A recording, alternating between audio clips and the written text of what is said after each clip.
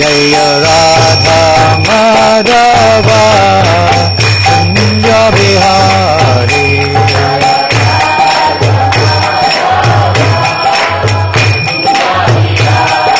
Jaya Radha Madhava Kunja Bihari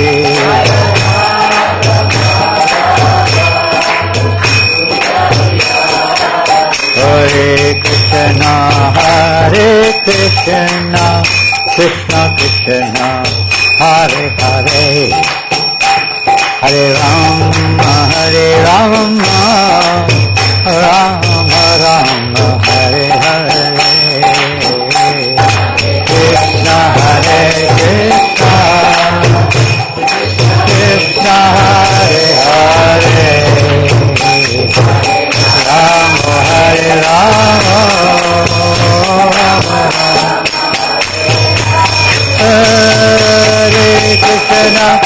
Hare Krishna, Krishna Krishna, Hare Hare,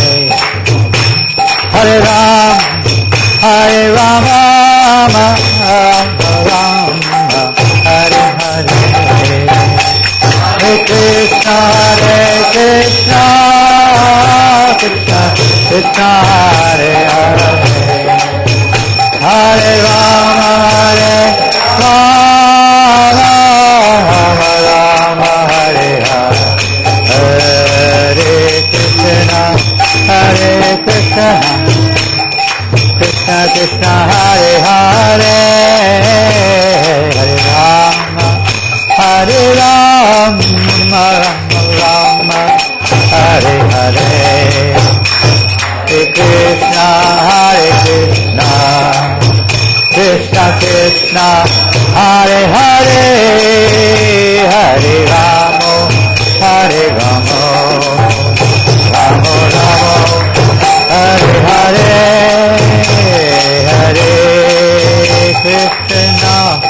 Hare Krishna, Krishna Krishna, Hare Hare, Hare Rama, Rama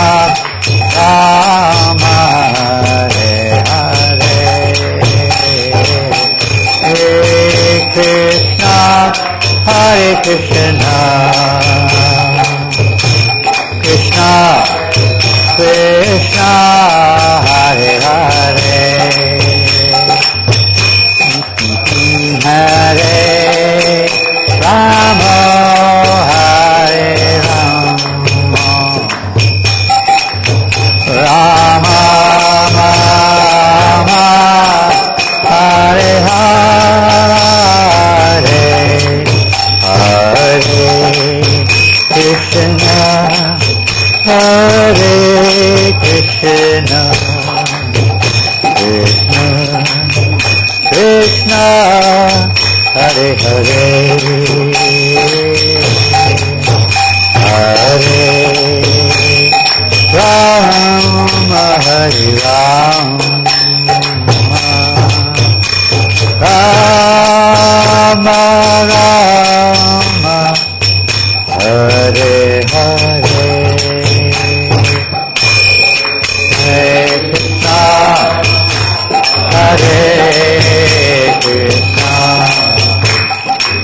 Hare Krishna, Krishna Krishna,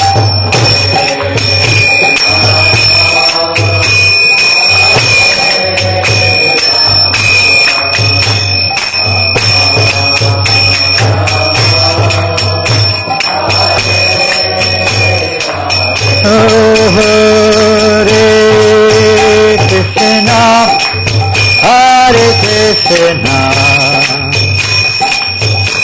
Krishna Krishna, Hare Hare, Hare Rama, Hare Rama, Rama Rama, Hare Hare,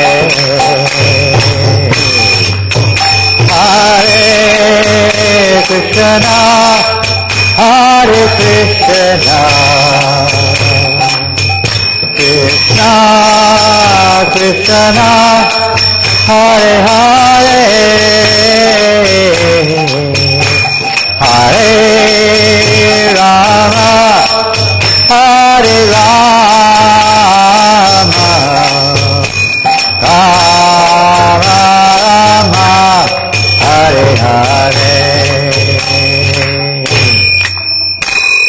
Jai Om Vishnupada Paramahamsa Parivrajagacharya Ashtakasa Shri A.C. Bhaktivedanta Swami Prabhupada ki Shri Prabhupada ki jai, Shri Jai Nitai Gaur Hari ki jai, Shri Nitai Sundar Gunataraj ki jai, New Braj Eco Farm ki jai, Rantaraj Srimad Bhagavatam ki jai, New Braj Eco Farm Air Conditioner ki jai. Go Premanandi! All glorious to the assembled devotees. All glorious to Sri Guru and Gauranga. All glorious to Sri Prabhupada. Oh, you turned off that beloved aircon.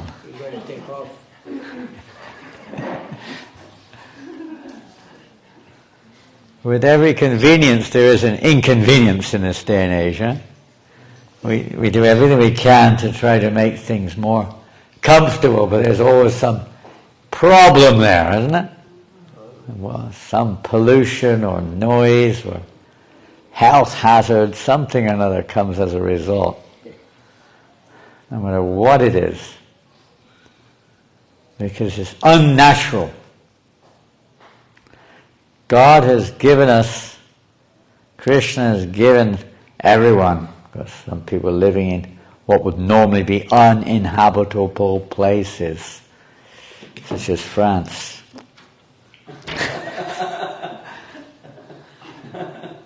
But aside from that, everything is provided by the Lord. If we learn the simple art or science of cooperating with the will of the Lord, but we've gone so far now, it's almost beyond return, you know. So many things destroyed, literally. And so many dependency. People are so dependent on artificial, isn't it? I mean, just to live without a washing machine, for instance, for many people is unbearable. Isn't it? You turn the tap on this morning, there's no water coming out. It's like, you know, of course you expect water, but you depend on it too. Traditionally you have a well or a river or a spring or something, but that's very rare nowadays. Totally dependent, electricity, totally dependent, isn't it? And when some things go wrong, we're lost. We don't know what to do.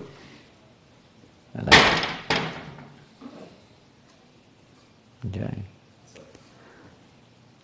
The whole system, people don't grow their own food anymore. Who grows their own food? Very few, huh? Maybe a little more in this part of the world, but in the Western world, 1 in a million. I mean, you grow a little bit, maybe on the windowsill you have a tomato box, growing half a dozen tomatoes or something. You know? But next to nothing. Everything dependent. Everything. Clothes, houses, everything. It's a difficult situation to reverse or to change. Not that that's our goal of life, but definitely it's one of the aspects of Srila Prabhupada's agenda, at least to some degree, is to try to live a simpler way of life, depending more on nature and Krishna's arrangements. But what to do?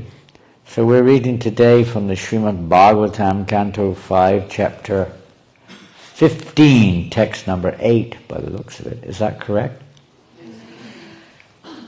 Om Namo Bhagavate Vasudevaya.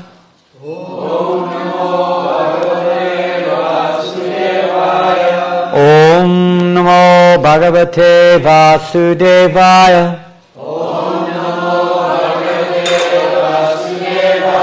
Om Namo Bhagavate Vasudevaya.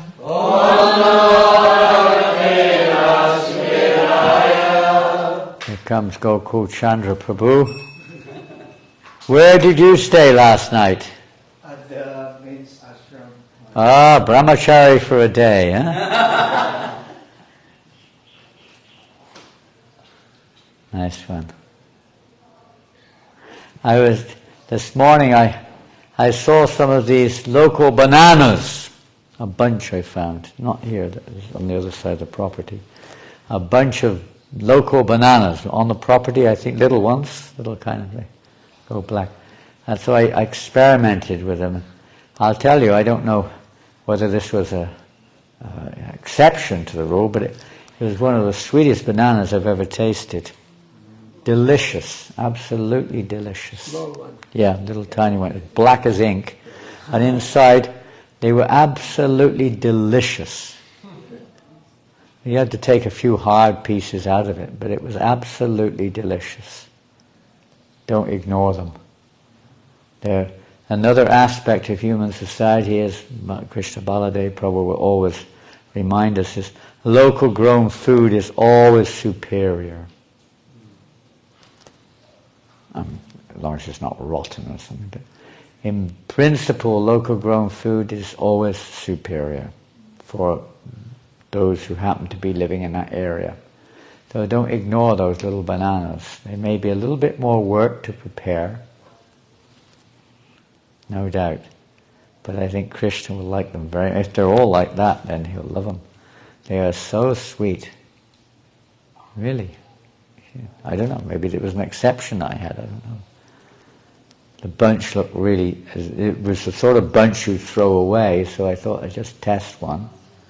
And it was, huh? It's plantain? Well, we don't call those plantains, they're sweet bananas. Plantains are not at all sweet. It's cooking banana, right? Huh? No, not cooking. Yes. No, these are the softest, sweetest bananas I've ever had, practically. Soft like cream, practically. There's bunches of them out here. I just took a bunch from outside the kitchen.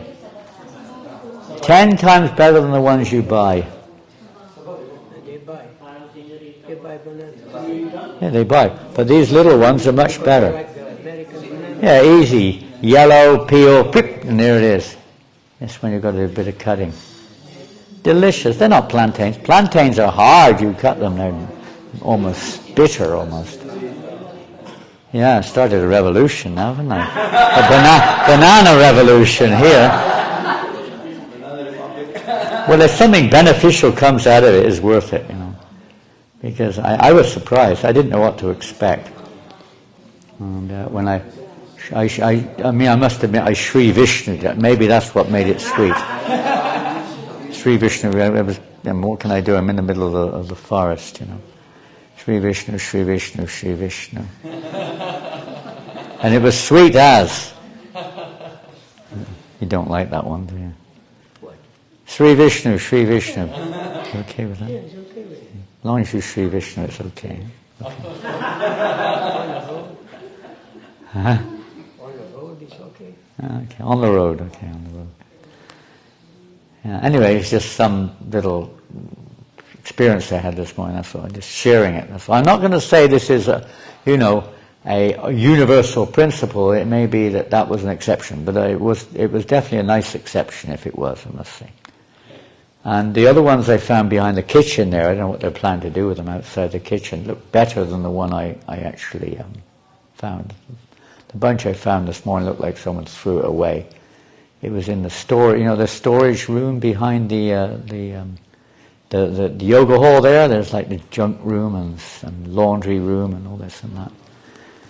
I found a bunch sort of like stuck in the corner, and I was just looking to check things out around the back side of the property this morning. I don't know who's in charge back there, but I would suggest someone keep an eye on it. Most of the lights were on. I don't know, maybe they're solar, but somebody's got to keep an eye on it. Reduce the wastage, so to speak. A lot of work. Maintenance is the biggest challenge in any project. Maintenance. 10 times more than creation. 10 times more. Creating it requires intelligence, it requires initiative, it requires strength, it requires empowerment. But maintenance is another thing. Mode of goodness. Not easy. Not easy. And, the beautiful project, but it requires everything, a lot of maintenance, heck of a lot. We were checking a few places out. As they say, you taste one drop of salt in the water, in the ocean, you can understand the whole ocean is salty. So you can understand it's like many areas where there's, it's a tendency of, I see it in many of our temples, we have the same thing in New Mayapur. You try to make your face look nice, and then, out of sight, there's all these garbage dumps and rubbish and all sorts of stuff everywhere. Broken things. It's all part of Krishna. This is Krishna's garden, so try to keep it nice. And everyone has the opportunity. It's not just the paid workers who are supposed to do this. Every devotee, first principle is don't make a mess. Oftentimes the first principle is we make a mess. We throw our cups and plates. There's so many cups and plates from yesterday, I guess, all over the place. I don't know, it's upbringing, conditioning, whatever, but we have to be reconditioned to at least to try to not throw garbage where it shouldn't be. I guess you have plenty of litter bins all around the property, I don't know. I haven't noticed. I don't notice it, but maybe you do. It might be, huh? It's already announced that the boys should throw in the garbage back, but maybe some didn't follow. They were supposed to put it. Well, it's often children. And that's the parents' responsibility to look after the children. It's not the children's responsibility. They don't know. Or some new person or whatever it is, but it's everyone's opportunity, that's all. But are there some official garbage bins around the property? No. You're saying no and you're saying yes. No. I haven't seen any. I haven't seen it.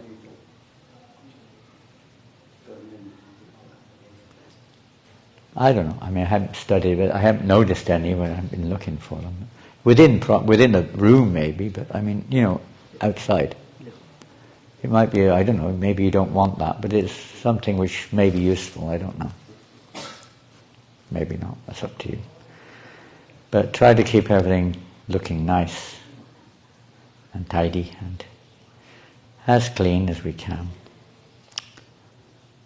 It's a basic message of our philosophy, isn't it? Cleanliness.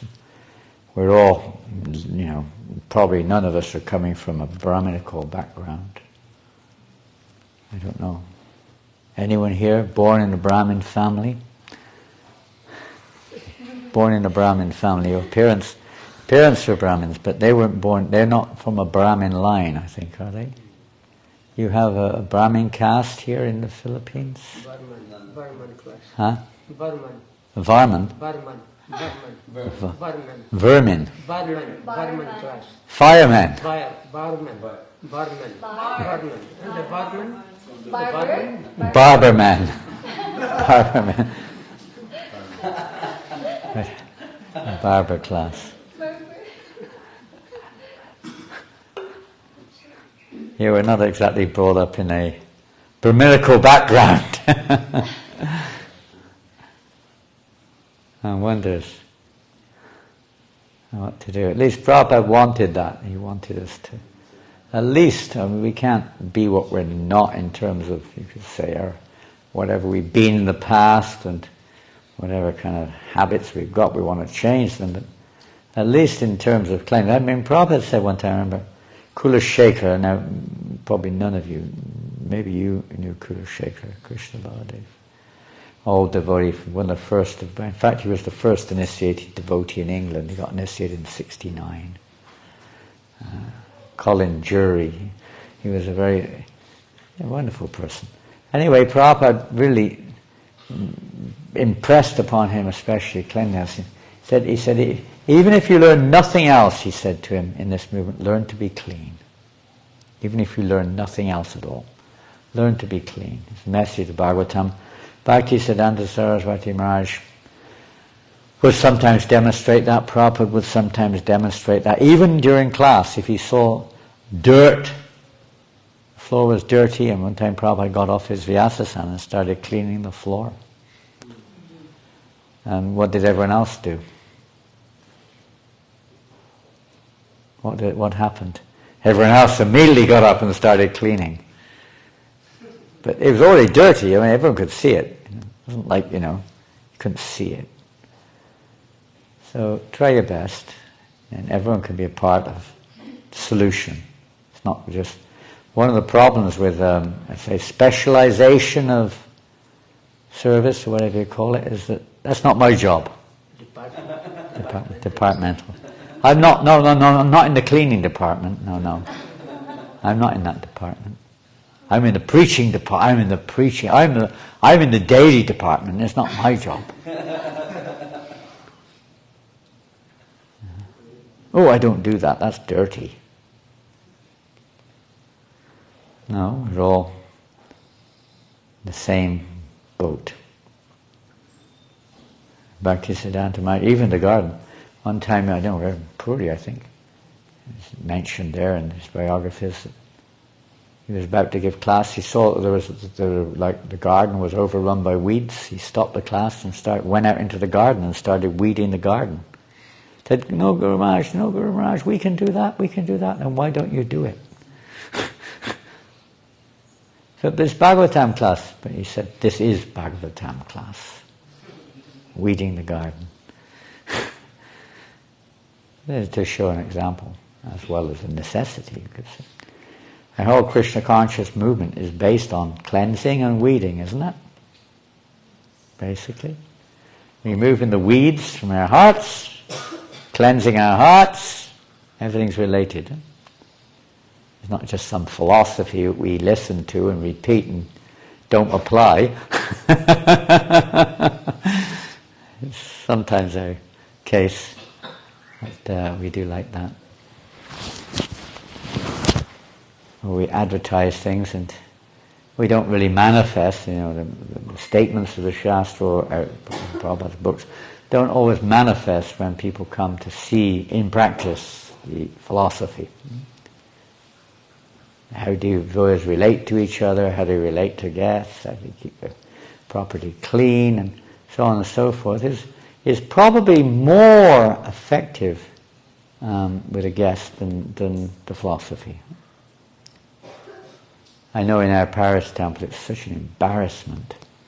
And we're trying to encourage them to do something about it. But it's like, an indecent person would not come back again after one visit. The shoes, there's nowhere to keep the shoes, and it's raining, and you can't bring them inside. You have to keep them outside, and you have to wear socks on the wet, cold floor to get inside. And the shoes are not there, they're all in a pile.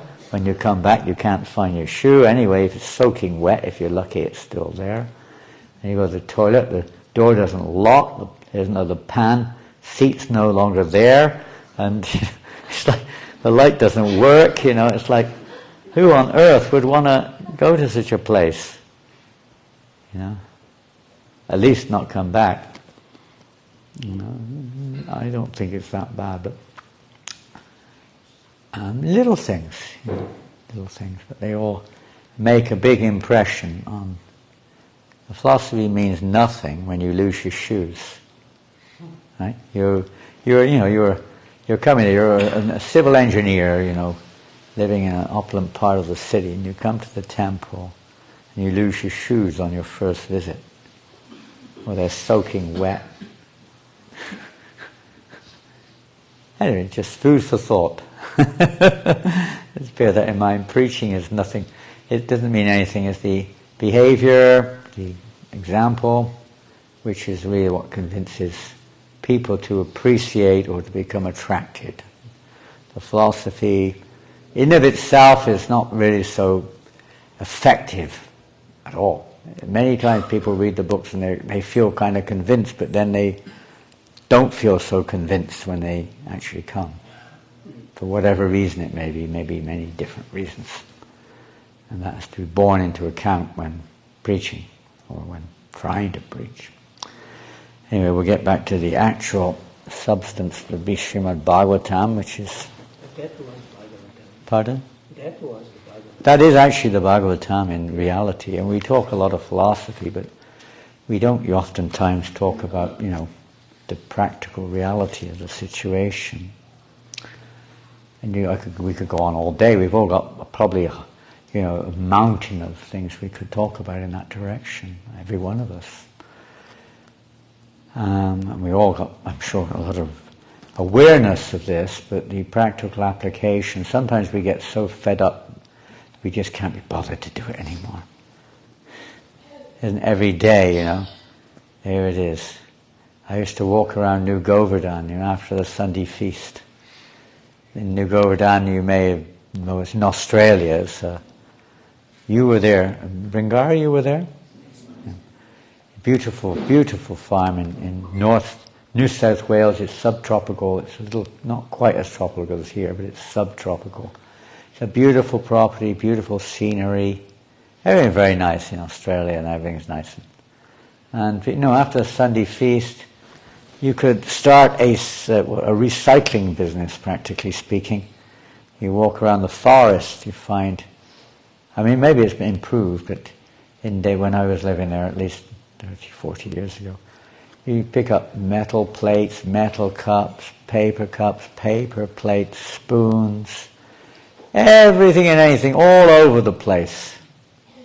In the drains, in the lake, everywhere. We're not in such a yuga where you throw your plate away afterwards. Golden plate, you just throw it away. That was golden. Huh? That was golden. Golden plates, yeah. But we're not in such a yuga. And then the next week comes, there's no plates for anyone because they're all lost somewhere. Yeah, and where was it? It was just now. 140. New Mayapur, I think. And I saw them walking in with about 50 to 100 plates in there, piled up. So they just came back from the guest house.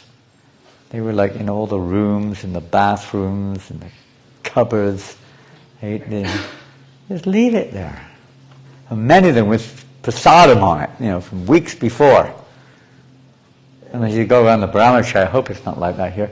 You go around the brahmacharis and probably the brahmachari ashrams as well. I don't know, I've never gone around the brahmachari ashram.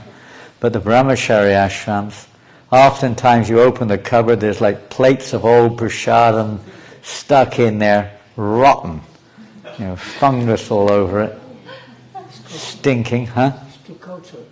Culture, yeah, it's very cultured. This is called culture. Prabhupada said a cultural revolution, didn't he? This is misinterpretation of Prabhupada's statement.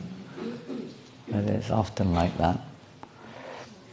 Prabhupada defined brahmachari means dirty. Dirty, is that the definition of After brahmachari? visiting brahmachari means dirty. Dirty, oh God. That's not what Prabhupada wanted though. No, it's not. Not meant to be. But kind of like tongue in, what do they call it? Tongue in lip or whatever. It's not at all good. Cleanliness, they say, common saying, isn't it, is next to godliness. Can't be godly without cleanliness. Not possible. Not possible. You can be on the path. People are born in the way they're born, and we're trying to change. But ultimately, cleanliness. Prabhupada made many statements about that. It's a reflection of your consciousness. Some very, very, very heavy statements. And to some degree, in a place like Philippines or any country, come to that rats and cockroaches. Even if you are clean, the next door neighbor or the drains in the street, they're living there and they come anyway. But in principle, when we keep things very clean, you don't get so many things like cockroaches and rats and what have you. You can't control the environment around us, but at least we should do our best to try to keep Krishna's property, everything's his property, but specifically that which is designated, as clean and orderly as we can, as best as we can. And when Prabhupada was in Edinburgh, and the temple president there asked, Srila Prabhupada, we're having a problem with rats. Rats. Of course, in the Philippines, I don't see so many rats here. I'm sure there are, but in the city there's tons of rats. Here, I never saw. Pardon? I never saw. Here, rats. Cockroaches, but not rats. City is over flooded with rats. I mean, even in opulent parts of the city you'll find rats. Manila is very much infested with rats, cockroaches and rats. And even if I said it, even if you do a massive cleanup, the ones from next door, then they all start coming over. It's like a never-ending challenge. But that's our business, constantly cleaning. Prabhupada said that the temple president said, Srila Prabhupada, we're having a lot of problems with rats. Should we kill them? And Prabhupada said, no, you should be killed.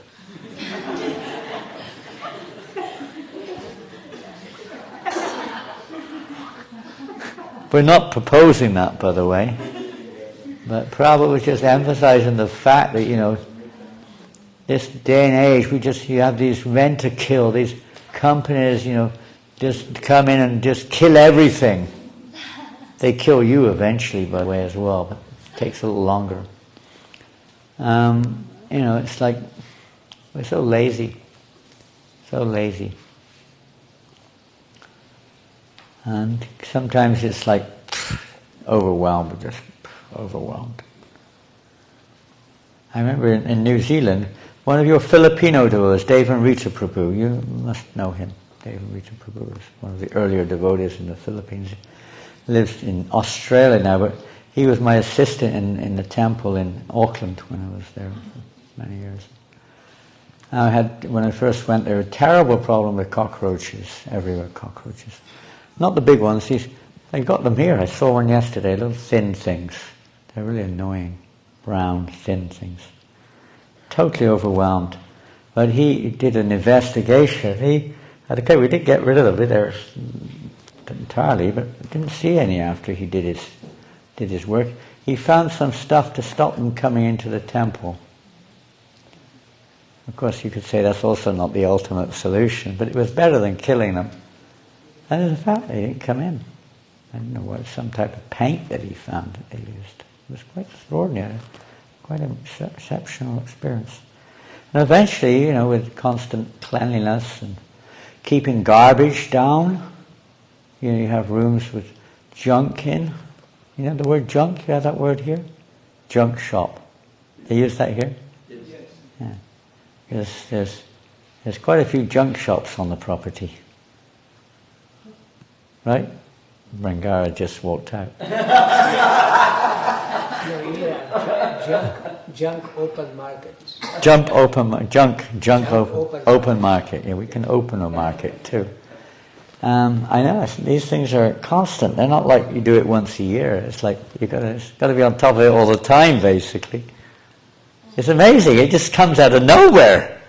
Suddenly you turn your back and where that came from? Well, the drain's another thing. Yeah. Or the gully. Yeah. You go down the gully there. I looked there yesterday, I mean, we don't know who it is. It could be anyone, but somebody likes throwing their garbage into the gully, that's for sure.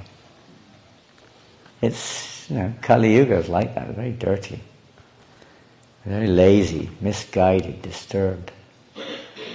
But you don't know. You generally don't find out whoever it is. You just don't find out. It's like they've got this mystic power of that's their expertise to make a mess, Empowered mess makers. Joint mess. Kali Yuga. What to do? Hare Krishna. Where's Vishvambar? Is he gone? Where's Vishvambar? Huh? Oh, he went home. Okay, we'll let him off the hook. He was in the loo yesterday. Got stuck in the poo in the loo.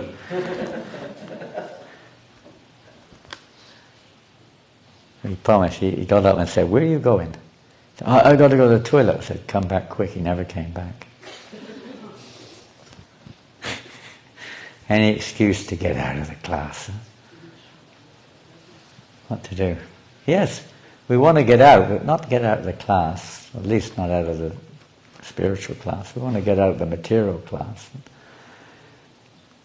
To get out of this world, and cleanliness, tidiness, all these things are so, so important. Prabhupada was so vigilant. Huh?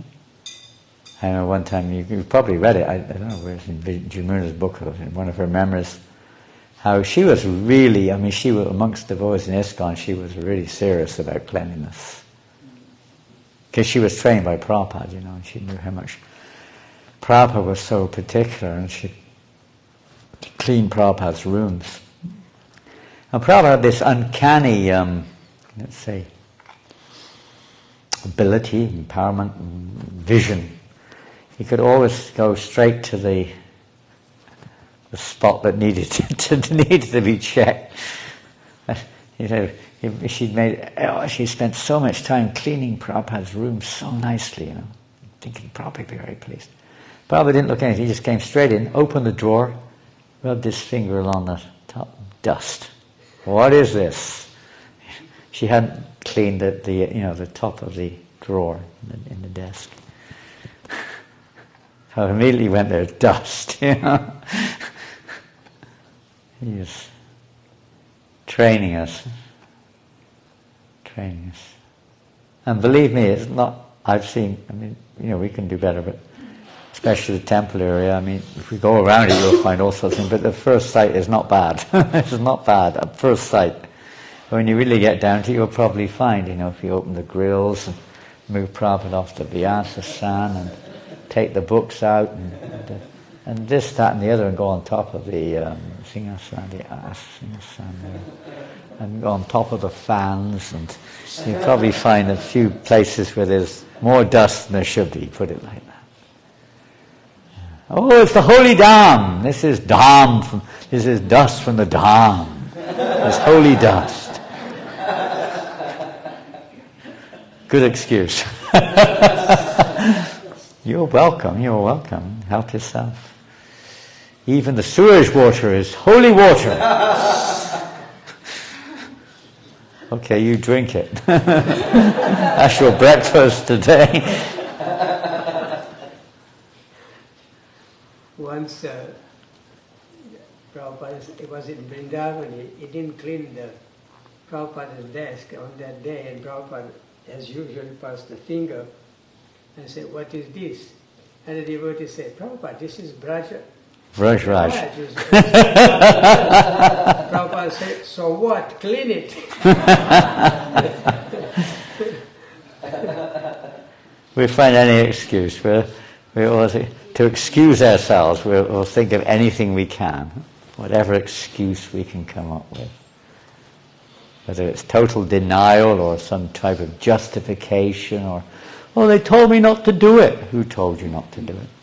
They did. Whatever. We always try to find some. Defense is our first recourse, usually, to try to defend ourselves. That's not what we're here for. We're here to try to release ourselves from this falsity of trying to defend ourselves. So it's a short verse today, and I'll just read it through. So, okay, won't take 2 minutes. And it's a very short line. Tasimam gatang pandaveya puravida upagayanti. My dear King Parikshit, those who are learned scholars in the histories of the Puranas eulogize and glorify King Gaya with the following verses. Purport. The historical references to exalted kings serve as a good example for present rulers. Talk about a ruler. I need a measuring tape. Has anyone got a measuring tape? I do actually. I need a measuring tape. We're doing some work on books right now, and I have to have a tape to see how big the book that they're proposing will be. Has anyone got a ruler or a measuring tape? Please lend it to me today, please. Okay, well, if you can give it to Ekanath or Mananda, I don't know if he's here, but at least Ekanath Prabhu is here. He's a tall lad here with orange. He's dressed in orange. Thank you. Okay.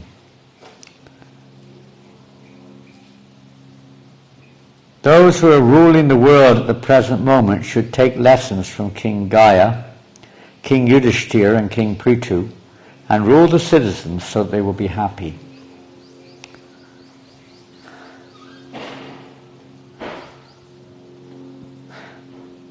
It would be nice. Presently the governments are levying taxes without improving the citizens in any cultural, religious, social or even political way. According to the Vedas, this is not recommended. The same principle applies in every stage of life, we could say, the responsibility. Knowing what our responsibility is.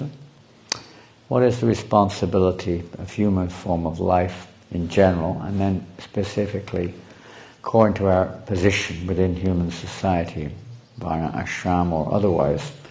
The responsibility is still there, even if there is not a structured system to, let's say, support and accommodate. But nonetheless, the responsibilities are there. In the human form of life, Prabhupada writes, is a life of responsibility. Prime responsibility of human life, of course, is to spiritual progress. It's not mentioned here. Prabhupada one time said, be conscious first, then think of Krishna consciousness. So the Vedic society was at least to be conscious of our responsibility. We've discussed a certain aspect of that already. And this is a further responsibility here of the king to see that the citizens are happy. And how do they make the citizens happy? Pardon? How do they make them happy? Srinam, how do they make them happy? How do they make them happy? By cherishing them or taking care of them. What was that? Protection or cherishing? Protection or? Cherishing them like family. Like taking care of like family. Treating them like family members. Nice answer. That should be something along those lines. But how do they do it nowadays? How do they try to make the citizens happy now? They try healthcare. Pardon? Like healthcare. Healthcare. Or education. Education. Or entertainment. Entertainment. Is it? So I guess, I don't know, in this country, healthcare is not very social, is it? Yes. Not very social. It's whoever's got the money gets it, isn't it? Yes. Pretty much. Otherwise, you're lucky if you get any health care at all. Yes. You have to go on a waiting list until you die. When you die, they'll look after you. Maybe they will, maybe they won't. It's not much different. In fact, even in France now, isn't it? If you want a doctor's appointment, you've got to wait months. Dentist appointment, even longer. Even hospitals, unless it's an emergency, you go on a waiting list for months for your operation. It's not what it used to be. Didn't used to be like that. When I was a kid, if you were sick, the doctor would come to you within an hour. You didn't have to go to him. He would come to you. You know that? You experienced that, Krishna Baladev? When we were kids, we never went to the doctor. The doctor always came to us. Do they do that now? That's what they would call the home doctor. Yes. It's If you have a family a common doctor, thing. If you have a friend doctor, they come. The family doctor, you have to pay. You know, you have to- We never had to pay. There was no pay for that. There was no wage. Everything was free. He got paid, but we never had to pay that. It was part of the healthcare. Sometimes you go to the doctor, but generally if you were too sick especially, the doctor would come to you.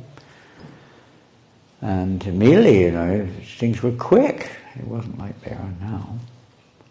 Quick. They would come quickly.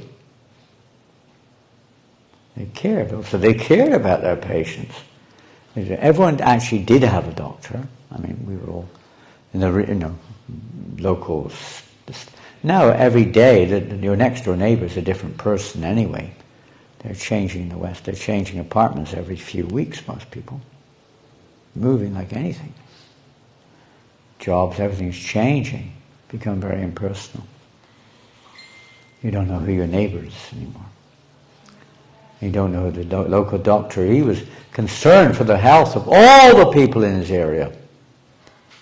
And not just when he treated you. He would always ask, how are you? Did it work? And even when you're older, how are you now?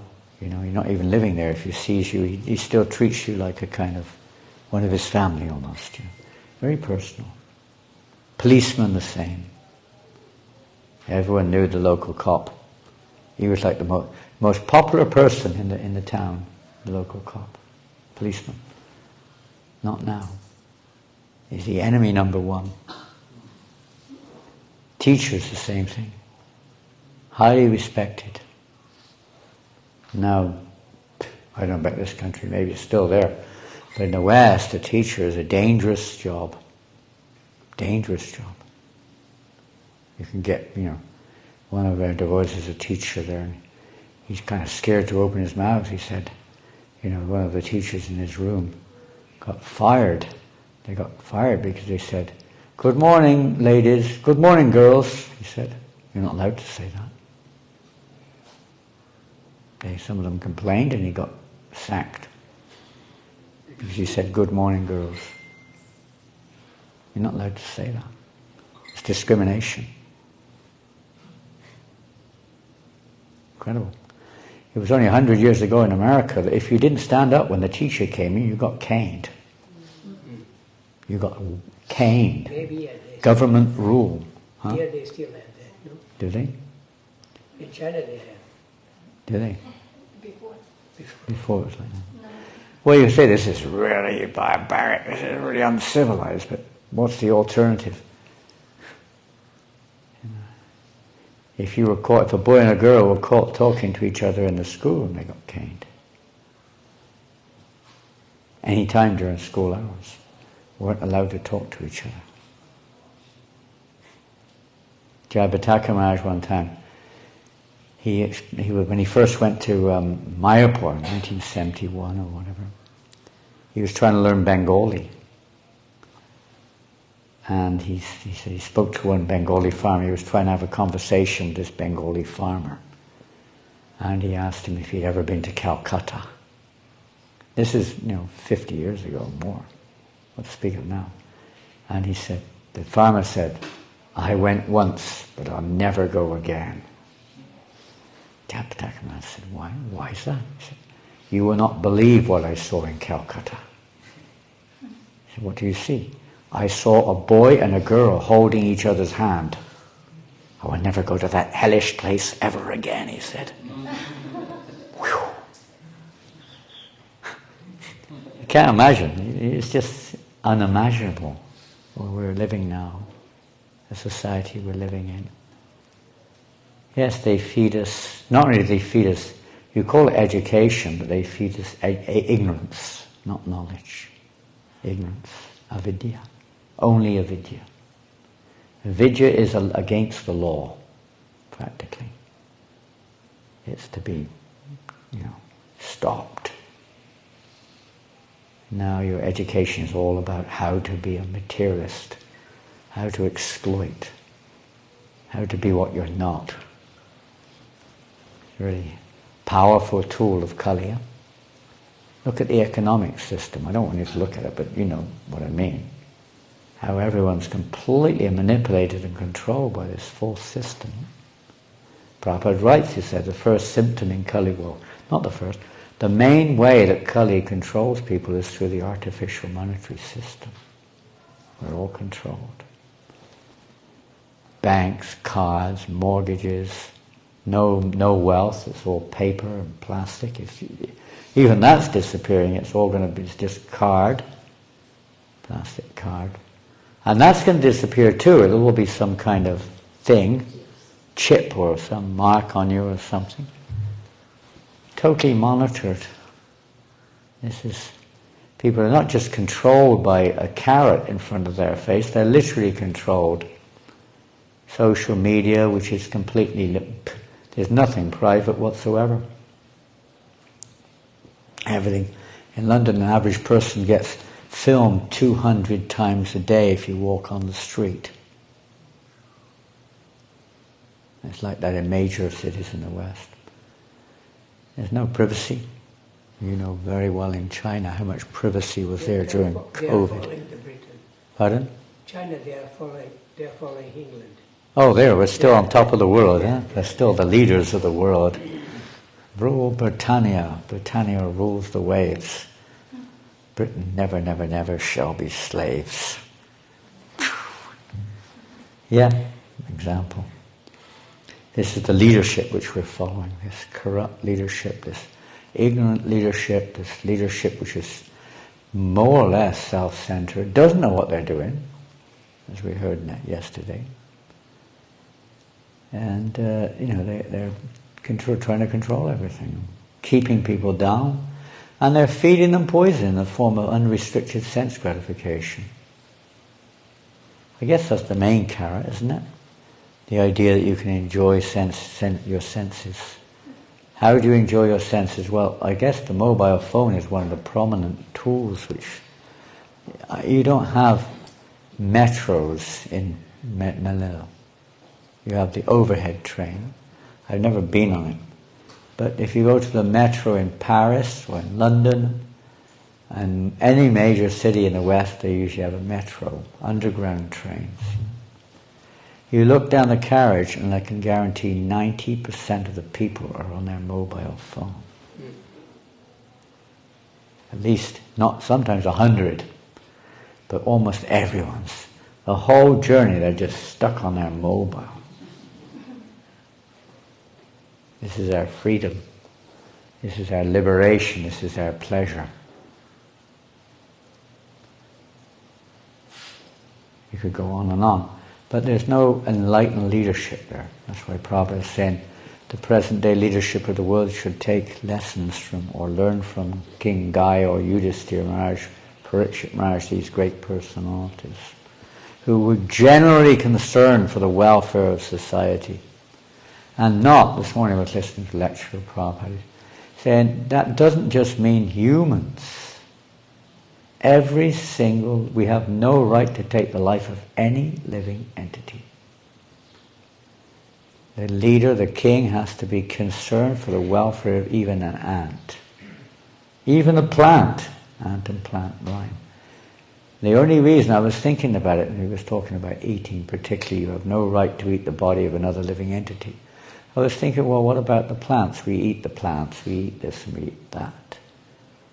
Because Krishna said that's what you should eat. It's not just because we're some goody, vegan or something. It's because Krishna is telling us what we should eat. The scriptures tell us what we should eat. That's why. It's not because it's a plant or a vegetable or whatever it is. It's because Krishna, through the scriptures, is telling various living entities what is to be done and what's not to be done. That is a leader of society. He knows what is the will of Krishna, and he helps others to realize and act according to the will of Krishna. That's the leader. Not someone, it's the way, that's why the battle of Kurukshetra was there. Krishna wanted to remove Duryodhana. He was a good manager, expert manager. Ravana was an expert manager. You will not find a comparison practically. He was the most learned scholar. He could even defeat the Brahmins of the demigods in philosophical debate. He was so learned, but he was a demon. A demon. Took advantage of this knowledge So sometimes they have knowledge. I was also talking about in the lecture, I was talking about the earth. I mean, there's a funny thing, it's one of these things that Prabhupada was saying, he said, we hear that hundreds of years ago the fools were thinking the earth was flat. He said, he was talking very strongly against this idea, very strongly. And he said that here it says distinctly it's round. Bulgo, gula, round. It's round, it's a ball. Oh, what's going on? They're so stupid. Bhagavatam scripture says it's round, and only now, before they thought it was flat. And they think they were more civilized. The Bhagavatam Puranas, they were telling us thousands of years ago. Knowledge was already there. And he said, this Darwin, he said, he's taken the knowledge from the Padma Purana, evolutionary, different species come about, described there. And but he's taken out the essential purpose of this, God and the living entity. He misinterpreted it. Such a rascal, he says. They take this knowledge, whatever it may be, and then they decry it and say, oh, this is just something which was written recently, and this and that, and they don't even give any credit whatsoever. This is the demoniac world we're in. Misleaders. They're not leading us towards our actual destiny in life. Human life is meant for self-realization. Even a society ruled very nicely, like with Duryodhana, material speaking, so to speak, is a useless waste of time if it's not Sanksidhira Haritoshna. If it's not pleasing to Krishna, it's disservice. Disservice. Even if it's very... That's why it's Daivi Varnashram, not just Varnashram. Daivi means godly. That means with the will, the purpose of the Lord as the primary objective of the system, to connect everything to Him, to do everything for His pleasure, not for our pleasure. We don't just keep the temple pleasure clean and tidy so we can feel good. There are people like that. Maybe a tinge of the mode of goodness. They just want to enjoy it. That's not the idea. That's not the purpose. They're vegetarians or vegans. They're maybe a little proud of it or not. But that's not the point. That's not the point at all. Being a vegetarian is no big credit. Monkeys are vegetarians. They're vegetarians. That doesn't make them self-realized or elevated living entities. So that's maybe helpful for those who are on the path of spiritual life, but it is not the purpose.